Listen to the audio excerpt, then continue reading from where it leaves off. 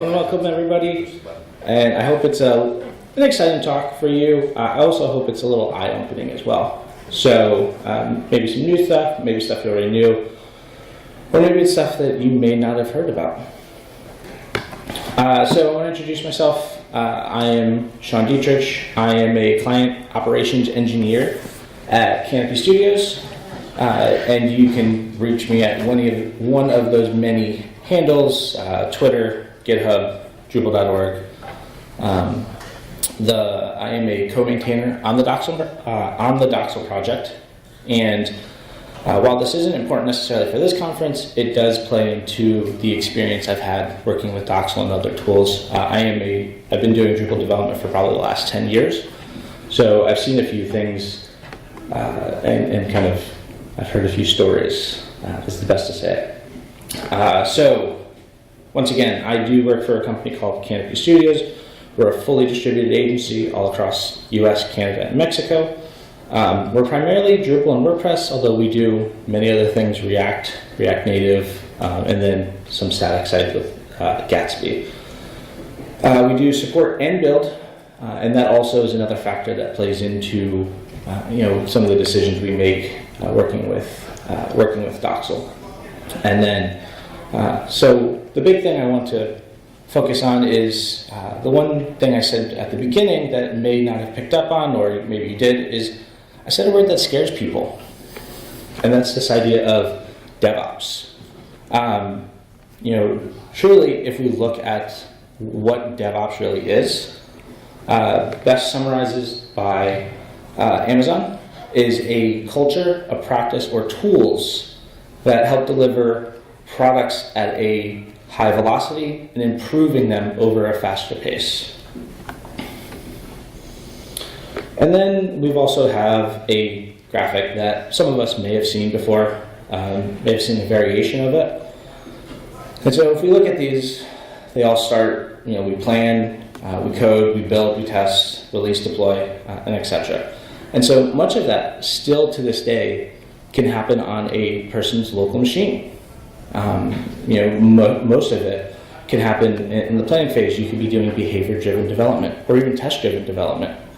And you're coding. You need to be able to code and compile locally. You're building. That also, if you don't have some sort of CI system, you're building this locally. Testing, also another thing. And then releases and even deploy sometime can even happen locally. Operate and monitor necessarily won't happen like that, but pretty much a good amount of those phases still happen today on local environments. So that leads me to say that local development can be a part of DevOps, and is a part of DevOps in my opinion, and is a strong factor in it. But to really understand local development, we have to kind of look at it through history. So originally, we started with bare metal, and this was that we installed items on your local machine, on your actual machine itself, from a source, from a repository of some sort. And then companies like MAMP and even Acquia Dev Desktop got together and they said, hey, we're going to build these sources that make it easier for us installing these. Rather than somebody individually installing them, we're going to go ahead and we're going to package these up and send them to people. And that was great when that happened, because you got everything. The amount of time it took for you to install them was cut down. But over time, it got hard to manage multiple versions of software. If you ever needed Solar, if you ever needed Redis, if you ever needed Memcache, you would install these things, and you would sometimes only use them once. But over time, they would also become outdated.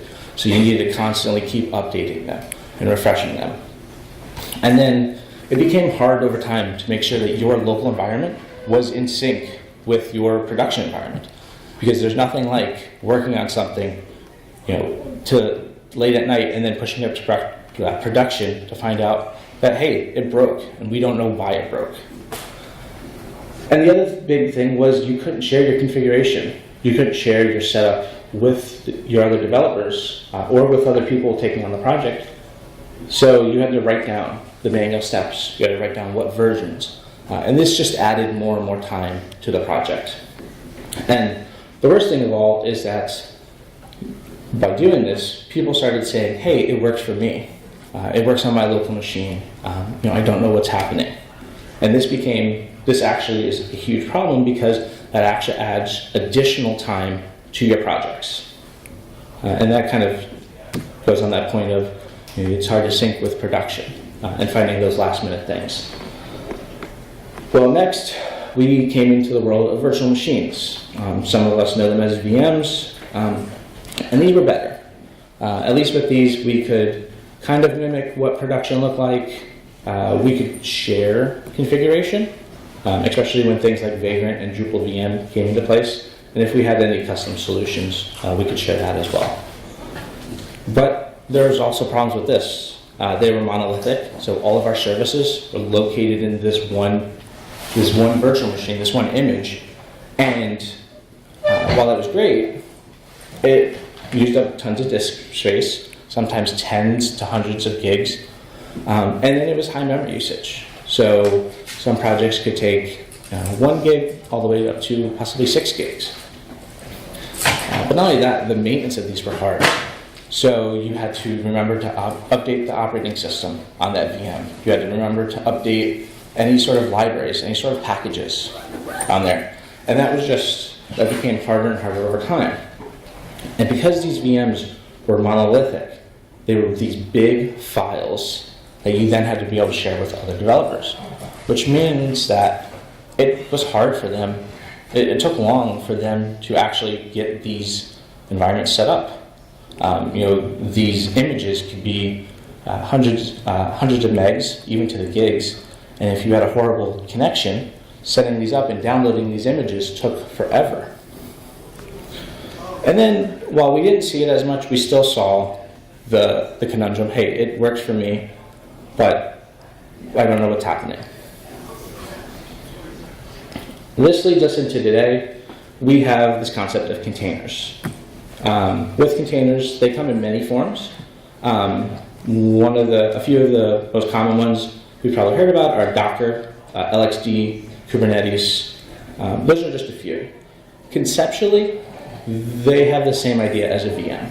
You have a small little operating system that you can work off of. You install specific packages that you need, and you can take them and they're portable. But the biggest thing about them is they're smaller, or they can be smaller, depending on how much we put into them. And because the concept is we do them service-based, they're modular, which means that we can take different services that we want and combine them together and create a stack that is efficient for that project that we need with the specific versions that we need. And because these containers are built off of images, these images are extendable. You can easily take to them, you can add on to them, you can remove from them, and they're easy to create and customize to your necessity. And as I was mentioning, they're usually versioned. So if you need a specific version of PHP, you need a specific version of Apache, even a version of Node, you can get those specific ones without having to install them locally. So all of this sounds great, but it can be hard to manage sometimes. So this is what leads us into our topic of today. And that's where Docksal comes into play. So Docksal is an easy to install cross-platform tool that leverages the power of both Docker and Docker Compose. With Docksal specifically, local projects are easier to manage. The one thing that because these projects are easier to manage, they're also easy to extend. You can add in the specific services that you need. You can take out any services that you don't need, and it's geared towards configuration for that specific project.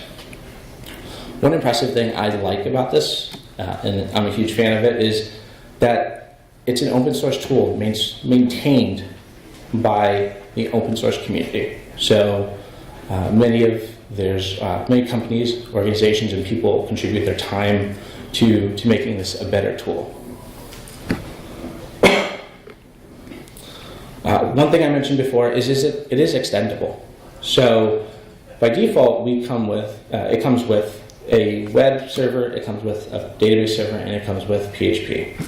But we can add in additional things. We can change the type of web server we need. We can change, we have CMS-specific tools. So both Drush and Drupal console and WP CLI. There's caching. So there's Redis and Memcache and Varnish.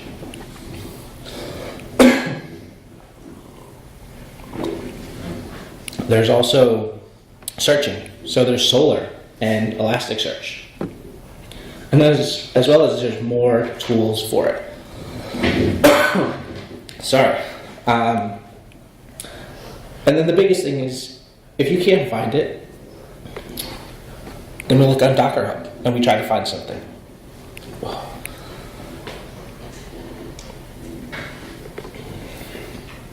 So now that we've gone through what Docksal is, the next step is installing. Installing is ran on the command line, and it's run with a single one-line command. Additionally, for those who are using Vagrant or Drupal VM, we've noticed that there are some issues with file mounting, so we've written out a blog post about how to fix that, or how to bypass that issue, so that you don't completely destroy your Vagrant machines.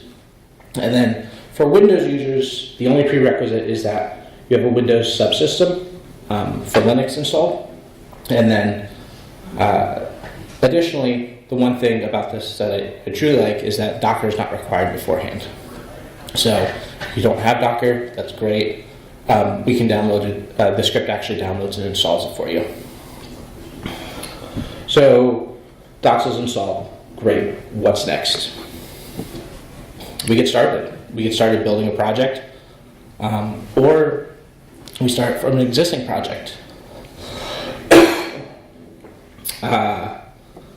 We get started. So the quick note is that Fin is the command line used for interacting with Docksal. So you'll see throughout the slides there, it will say Fin project, it will say Fin config. That is the actual tool that you interact with. So we can start using one of the examples, using Fin project create, or we can use an existing project that we've already done and we've already started, and we want to start working with that. And that is done using the fin config generate. All right. So once we've had time to test on a project, then what happens from this point? We start fine-tuning that project. We add in additional services. So if we need Redis to help with caching, we add in Solr to help with searching. We add in any additional tools that we need to make that as close to production as possible. And that is because we want to make sure we can cut out the issues that happen by the time you get up to production. And then we add any necessary custom commands that help the other people, either the other people on the team or you as the developer, make it easier to start managing that project. And the goal is, with those, we automate as much as possible. And by doing that, we eventually get to this idea that we have this one and done command. And what that means is we've cloned down a repository, we run this command fin init, and then we sit back and we let that set up everything for us. Pulls down the database, pulls down any files, configures everything that we need, and then within about 5-10 minutes we have something. That's the idea. The purpose for that is because after speaking with many people, we've come to the realization that setting up locals is hard. It can be time consuming. It could be so time consuming that it could take 5, 10, 15. I think one time we gave a talk and the guy said it took him 80 hours to onboard people onto a project. And as an agency, or even as a contractor, who pays that? I mean, the agency or the person pays that, really. So that's lost time for both onboarding onto a project and that's lost revenue. So those 10, 15, 20 hours that would have taken you to onboard onto that project, and now it can be used developing and getting those quick wins with those clients.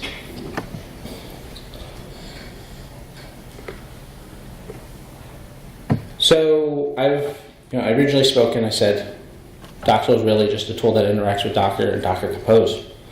So the question is, if it is just using those two commands, then why not just use those commands? Why not use why would I use something else? And that's a good question. So when using commands like Docker or Docker Compose, specifically in this example, we'll use Docker Compose. It allows for interacting with these containers. Running simple drush and Drupal or Composer commands require extra flags and arguments. These are actually things that people are going. We're people. We're going to mix them up. We're going to mess them up. We're going to forget them, and that becomes a bit of a mess up sometimes. So not only that, but everybody needs to touch these. People who are on the project are going to have to remember to run these with every specific flag that's necessary, every argument. Or unless you create your own custom scripts. And at that point, you're going to have to now take these and move them from project to project, and you're also going to have to remember to share those with your developers. So with Docksal specifically, it's the same set of commands, with the exception now that we have interactions with other tools. I mentioned we have WP CLI, we have Pantheon's Terminus CLI tool in there, as well as other tools baked into the project. So running the same commands as they would normally run, although everything's prefixed with fin. So fin drush, fin Drupal, fin WP, it becomes easier, and people do not have to remember the crazy flags or arguments unless they're necessary. And at which point, if they are necessary, you can create custom commands that would just make it easier for people to use these. But this is only a piece of the puzzle. So behind the scenes, there's more automation that happens. One of the things by using Docker directly is you have to worry about port collision. You have to worry about being able to use the same port, and if you do, you get an error. So a lot of that is handled internally with Docksal specifically. But as a developer, when you're trying to develop or a theme or even QA or even just look at something, why should you have to worry about that? And so with this, we're hoping to solve some common problems.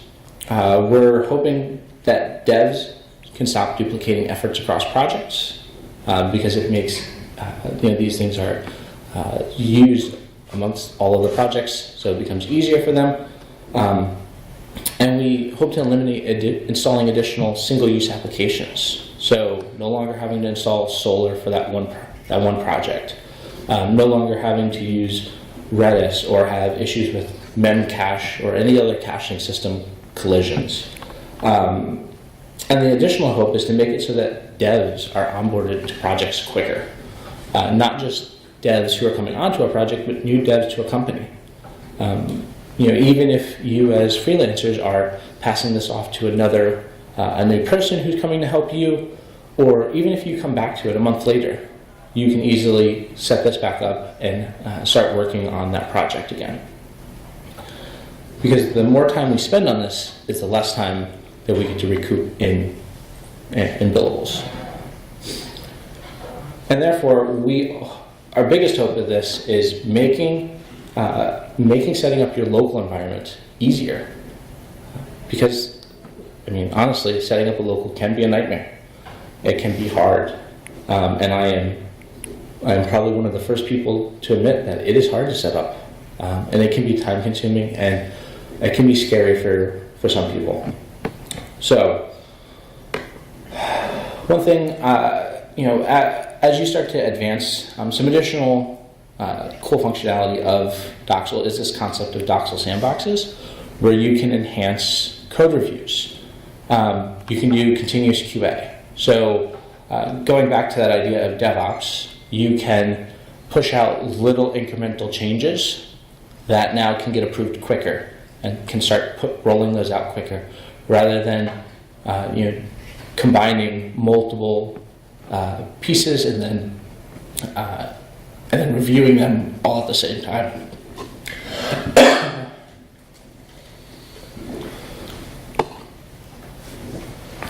And then this helps with demos.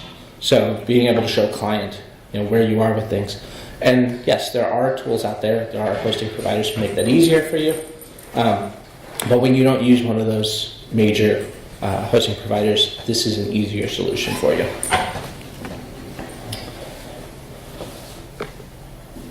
All right. A few things I did want to mention is there's some upcoming items. So first thing is we're rolling out version 1.12 release. That is probably one of my most favorite releases coming out, because we spent a few months trying to figure out, once again, how to automate that workflow with hosting providers, how to work with Acquia, how to work with Pantheon, how to work with Platform SH, and even just straight Drupal and WordPress projects. And how do we grab that database and set it up so that that's one less manual task that has to happen for you. That we noticed that was something that the same process happened over and over and over again, and thought, hey, this would be one extra feature that we thought people would like. The next thing is we have a UI coming out. It's a closed beta right now, but if you go to our blog, which I will give you a link to, we have a sign-up form. Right now it's just for macOS, but we have a UI that's coming up that is one step. It's that one extra step to the barrier of entry for people. So if the command line is something that might scare you, or might scare somebody that within your team, it's an extra tool that might be able to kind of ease people into using it. And then the next thing is we're going to be doing a Birds of a Feather at DrupalCon. So myself, as well as a few of the other maintainers, will be there to kind of talk and listen, do some Q&A, do some feedback, and listen to things you like, things you don't like, things you would like to see within the platform. All right, and then we have some resources. So the GitHub, our organization page, and then some things like our docs, our blog. We are on Drupal Slack, so if you ever have questions or you're having some issues, that's usually a good place to ping us, as well as Gitter, which is another sort of chat system that we answer immediately. So, and then Kevin also puts a lot of our camp presentations on Drupal TV, and so that will give you to the Docksal Drupal TV link for everybody who's given a Docksal talk at one of these camps. So one of the things I wanted to hold off on until I wanted to make sure we had enough time was I want to make sure we can demo things. And so I recorded this morning a little demo just in case, for whatever reason, we wouldn't get to it, but it looks like I have definitely enough time. So I'm going to go.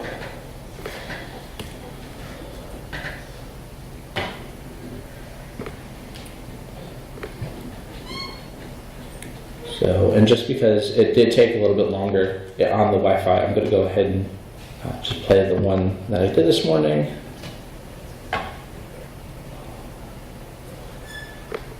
So, yeah. Is that better? Yeah. Okay, cool. So, as I said, it is a command line tool. I already have it installed. So, and as I mentioned, the first interaction you have with it is using this command called fin. And when you type fin help, we'll notice that we have a bunch of different commands that are there. I'm realizing now that maybe this might help.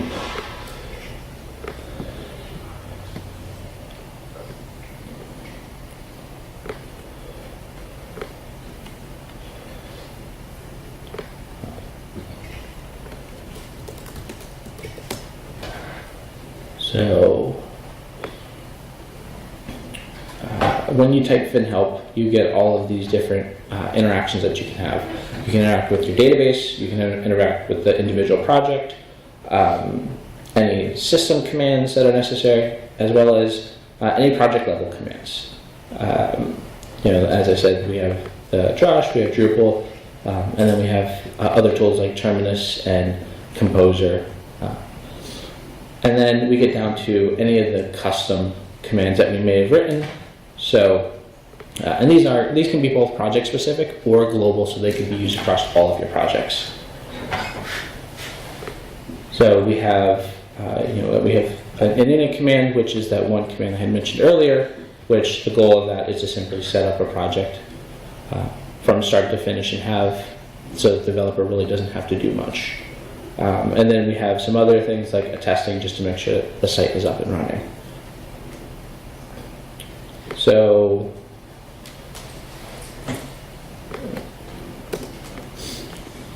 we'll go through this again.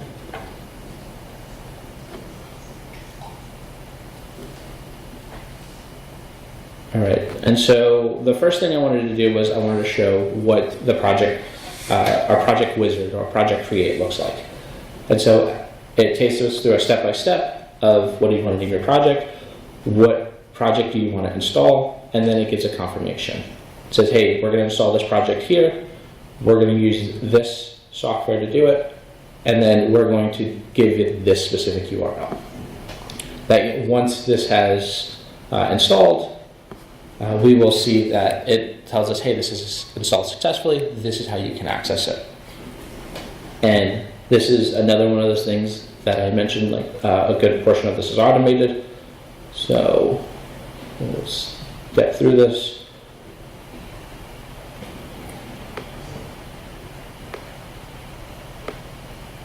All right, there we go. So we're installing Drupal, and then by the time we get there, we have a Drupal site.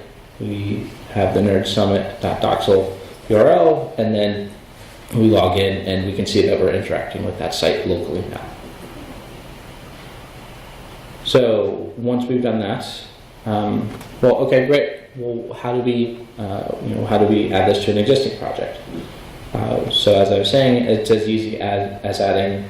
We'll go ahead and create some test files. And just one of the big things I wanted to show you here was that we could create a new file, and that file was now available in that environment for us. So something basic. This is a test file. All right, and then we'll skip. So the next thing is I just created a simple index.php file where it would give me just the PHP info for what was going on. And so we did fin project start. This is where I messed up. We should have done fin config generate, and then that will actually say, hey, is this where your document root is? And you'll say yes, and then it says, okay, well, we need to start this project. And at that point, it creates all the necessary files that are needed to get Docksal up and running. At the heart of it, Docksal is really only a .docksal directory in your project root. That's really all that's necessary. There are additional ways that we configure this as well. So we put in an environment, we put in different variables to designate where your document root is, so that when we put it into that container, it could be where that necessary is. We've had projects where the directory could be web, it could be public HTML, it could be public, it could be just whatever the project is. So once we've done the fin config generate, we do fin project start. And as we're doing start, we still have that automation where it's bringing up all the necessary items we need. And then if we go to the test URL, that was an issue with networking this morning. I thought I would have edited these out. So we're interacting and making sure it's still up, and then we're refreshing. There we go. We have our info. And we can see that I'm using specifically in that project is PHP 7.2.14, but when I run it locally, we can see I'm running 7.2.15. So we can see that there's two different interactions with what's going on. All right, and then the one thing I wanted to point out is that, yeah, so we have just the .docksal directory, which is all that's needed to get that started. And then we can start adding on within our Docksal YAML file the additional services that we might need. All right. Go ahead and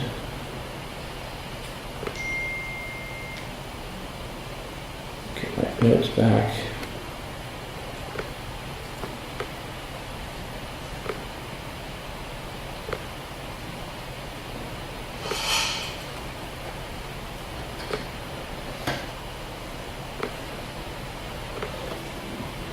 Alright, so, and that was pretty much the same video I just went through, although I realized that as I did that this morning, the quality of that came out bad, so I figured I'd show you the better quality video I did. Alright, so, great, I have tons of time. Anybody have questions? Go ahead. It's a very basic question. Yeah. I understood everything correctly because this is very new to me, and I want to start working with Drupal 8. Mm-hmm. And did I understand correctly when you said that Docksal will install Drupal 8? Yes, we have There was a slide where there was something about Drupal that you guys wanted to. Yep, so we have, when you do Fin project create, you put in the name of your project, and then it will ask you to select what you want to install. We have a list of, I think, 13 different examples or starter kits that you can work with, and one of them is Drupal 8. So you would select Drupal 8, and it would go through all the necessary steps to set that up. So we've already gone through a lot of the legwork of setting it up, and so you can reap the benefits by just creating that project. It starts it, and then the command in help is for Drupal console, which is another tool that helps you interact. It's similar to Drush, so it would allow you to interact a little bit more deeply with, and in different ways than you would with Drush normally. But that's huge, right? Because I hear that it's a pain in the neck to install Drupal 8 with Composer. Yep. So Composer is a new workflow that is specifically it's for Drupal 8. So we do have that in the containers as well, so you don't have to go through the necessary steps of having to install that locally. And at any point, is Git something, getting a repository? So technically, we don't even require that you have Git. You can put Git in there. At any point, if you want to put Git, you can run Git on yourself, and that way you can add the remotes and push them where you need to. Thank you. Yeah. Can you talk a little bit about, so you fired up Drupal 8 Mhm. Docksal. Can you talk about the persistence of the data that you then edit in Drupal if you're adding nodes and configuring content, or configuring nodes, adding content? How does that work when you shut everything off? Do you lose everything? Like, what's going on in the background? Yeah, so the biggest thing is we store the database in its own volume. So that gets stored. The way Docker works is nothing technically gets destroyed unless you specifically tell it to. You tell it to remove that container. And in this case, it would never get destroyed unless we told it to remove that volume. So everything gets stored on that volume. It's sort of like a drive. And that drive is always persistent. It always stays up. So we can change the version of the database we want to use. We can go from MySQL to MariaDB. We could choose to go. We can even choose to go to Postgres, even though that's not really a good solution. But you could do that, and that data stays persistent across those. So when you shut it down, those items still stay up. Or they still stay stored in there. That's like if you turned off a normal server. And at any point, the only time that ever goes away is if you ever destroy the project. You ever want to shut it. You want to completely destroy it. You want to remove all of the containers, all of the volumes, everything associated with that.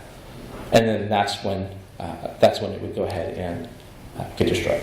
So you can turn them off and not worry about using those resources, and then when you're ready to come back to them, start them back up. Answer your question? Yeah. Okay. Okay. Yep. Yep.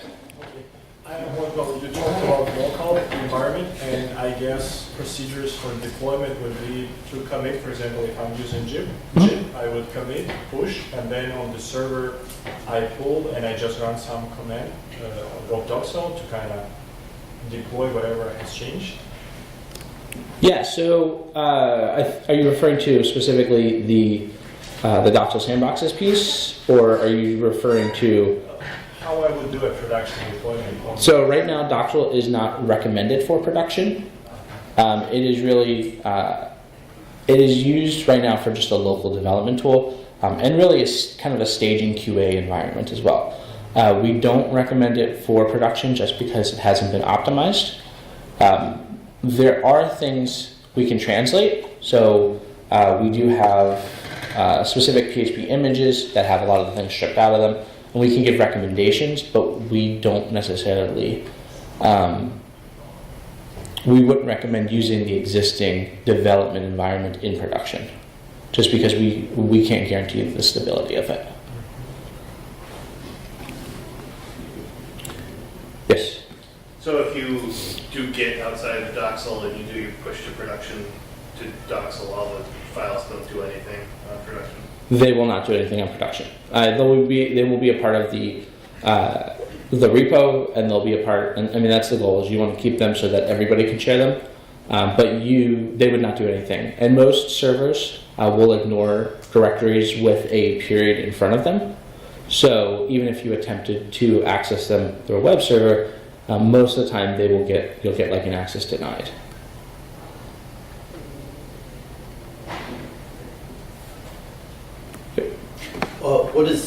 Why thin? Does that stand for something? So the main mascot for Docker is a whale. The fin of it is called a dorsal fin, and so fin is the guiding way. Is it a general way you'd use Docksal? Like if I had an application that had Drupal and say an image server that's running in Nginx, is that two separate Docksal things, or do I just say initially start with Drupal and then go in later to the YAML file and add it in Nginx? Yeah, so that's actually a good question. That would actually be one project, and we do have a variable that you can swap out what server you're using. So if you want to use Nginx, you can swap out that specific variable and use Nginx instead of Apache, which is usually the default. So it would be one project, and the way to think about it is to start thinking about services. So you have your PHP, which is one container, and that's really that controls what version you're using, and that should be completely separate from what you're using for your web server and what you're using for your database. So you have your PHP and then you have your web. You could replace out your web using Apache, Nginx, or even any other solution you'd like. And then database is also something you can swap out. That is the great thing behind Docker being able to modularize these different things and combine them into a single stack for you. That makes it perfect for your project.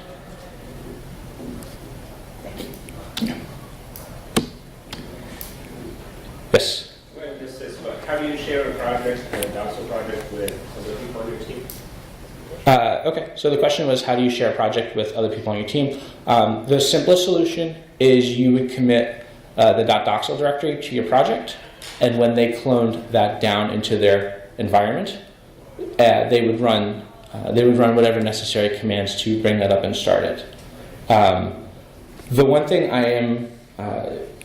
has been kind of praised numerous times is we have a command called share. And what share does is, share is nice because it will give you a public URL that you can send to, you could use on a mobile phone, you could use, you could send to clients to have them like actually see it without putting it on a publicly accessible server. It basically configures it so that you have this URL that you can send to people outside of your local network, and they can start looking at a site. You want them to test on different versions of mobile, because simulators are great, but they don't catch everything. So being able to test on an actual device and have this publicly accessible URL for people to look at is one of a good key feature that I like about it, and I've found other people enjoy it as well. All right. Anybody? Just a follow-up question. Yep. With this shared command, is it your actual computer who is backing up the URL? Well, who executes? Who's the server? So it actually uses a tool called ngrok and creates a connection into just that project. So it's not your full machine. It's and that's one of the other things I like about it is it's just for that project specifically. So you can run finshare. It will give you the URL that you would send, and you can take that URL and now give it to somebody else outside of your network, and they could use that to look at a site, to review it, to basically interact with it as if it was on a normal server. So, so then when does it become a part of the work that you're doing on your logo through Docksal? Okay, you said it's not for production. Yep. Are you working in two different aspects, like with the traditional way of working on your logo, where you push what you've just done if you've worked on some files? Yeah. So the question is, what is the difference between really dev and production, and like when do you put? So why would you? So I'm understanding like there's two different aspects of working local. There's the local that you're going to put, and I could be wrong. The local that you're going, the files and stuff you're going to push with Git up to production, and then there's the Docksal stuff that you're just going to push up to a directory for other developers to. No, so that I guess that was part of the confusion. Is the Docksal directory becomes a part of the project. It becomes part of your repository. So if you house your repository in GitHub, if you in GitLab or any of those other services, that directory now becomes a part of the project, so that anybody who now starts working on that project, or even if you come back to it in a month, 2 months, or in a year, you can pull that down and have an environment up using that same configuration. So specifically, you can add that directory to your project, and that now becomes part of the project. So when it goes up to production, the production is usually a separate server altogether. And so when it goes up to production, that's the directory would still live there. It's just not really publicly accessible. Does that answer your question? Kind of. Okay. If you want to see me after, I can explain a little bit more in detail. All right. Last one. Go ahead. Can you explain a little bit about what is in your custom fin init command? Yes. So it's actually, I would say, very basic. Let me do a.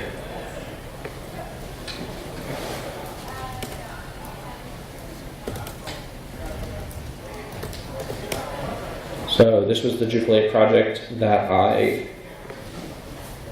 started with, and we have our CI. We have our .docksal directory, and then we have. All right, there we go. We have our command, and then in our init, what our init command really does is it's very basic, and what it does is it looks to see if we have a project up, and if we have a project up, it completely destroys the project. So basically, an init command is like, hey, I want to start entirely from scratch. I want to, if there's a project here, I don't care, I want to delete it. And once it does that, it runs another command called init site, and then once that's done, it spits out the URL. Init site specifically now does a lot of those other things that I mentioned for automation. So it takes care of copying the settings file, the default.settings.php file, to settings.php. It takes care of doing that drush site install. And then it fixed some permissions on the files directory. And the best thing about that is that I don't have to have drush installed locally. With this kind of top, I don't know if you can read that, but we have this line that designates what container we want to execute this script in, so that I no longer have to have it installed on my local machine. I can now just run this on this container which has that tool installed on it. So in theory, I really only need to have Docksal and Docker installed on my machine to get started.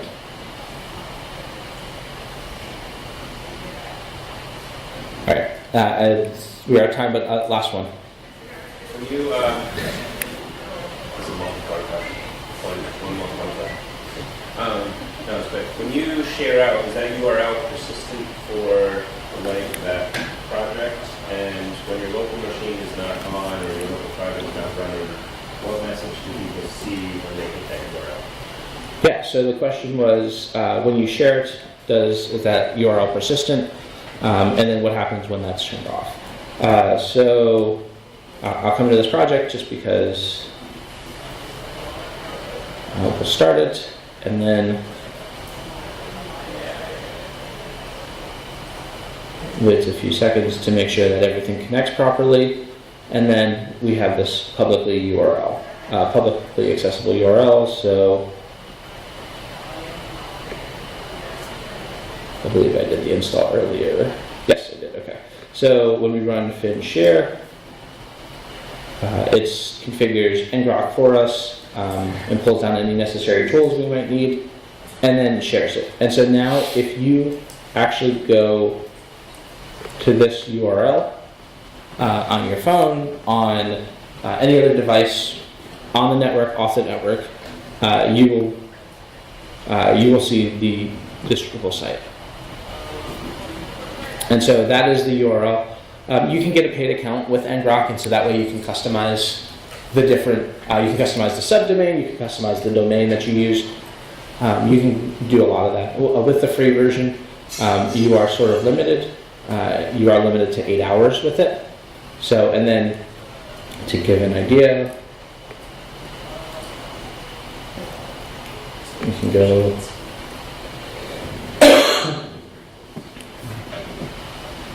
See, it's loading, and then we can see all the requests that are happening. But if I close that, if we stop using that now, the person would end up basically saying application not found or URL not found. So it doesn't say persistent. If you do have an account with ngrok, you can extend the life of that URL. And that way you can have it running for longer than 8 hours, and you can also customize. So, and those are additional features that we've baked in, so you could do that as well. All right, so I'm going to stop now. If anybody is interested or has other questions, I will be out in the auditorium, or the atrium, I think it is.